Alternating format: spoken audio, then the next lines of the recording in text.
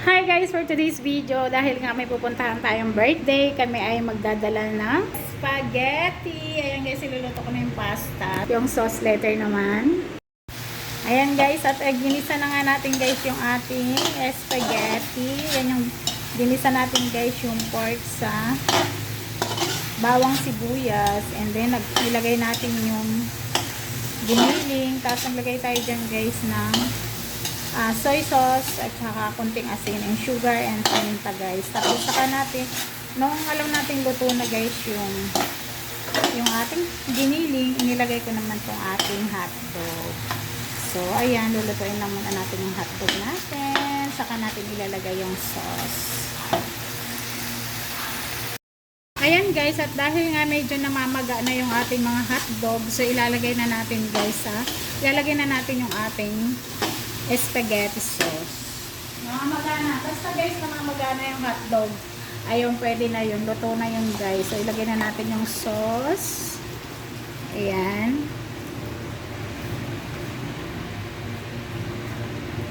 Isang kilong spaghetti lang yan guys. Tapos ngayon, luluglugan natin tong ng sauce. Kasi sayang. Lalagyan natin ng water. Mag-a-add tayo ng konting water. So, ayan guys, mag-a-add na tayo ng water. Ito doon sa niluglog natin guys. Ayan.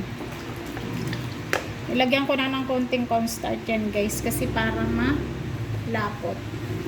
So, ito yung guys, yung ating dalawang balot na sauce.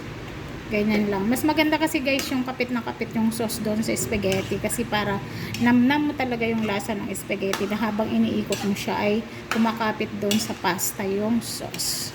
Ganyan dapat guys. Kung alam nyo medyo naman malabnaw yung inyong guys, yung inyong sauce, mag-add kayo ng konting pampalapot. Hindi naman masama yung guys. So, try nyo lang kasi ako ganun ang ginagawa ko guys. Kunting kulo na lang yan kasi diba yung ating karne at saka yung ating hotdog lutong-luto na siya. So, kunting halo-halo na lang yan. So, ayan lang guys. Eto na guys, dyan na yung ating sauce ng spaghetti.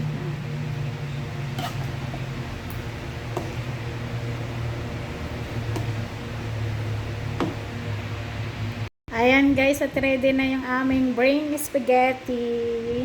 Ayan, ang sauce natin guys. At ito yung pasta natin. So, ready na talaga ang aming brain spaghetti pag pupunta sa birthdayhan guys. Kanya-kanyang dala. So, ayan guys. Thank you for watching. Say bye-bye.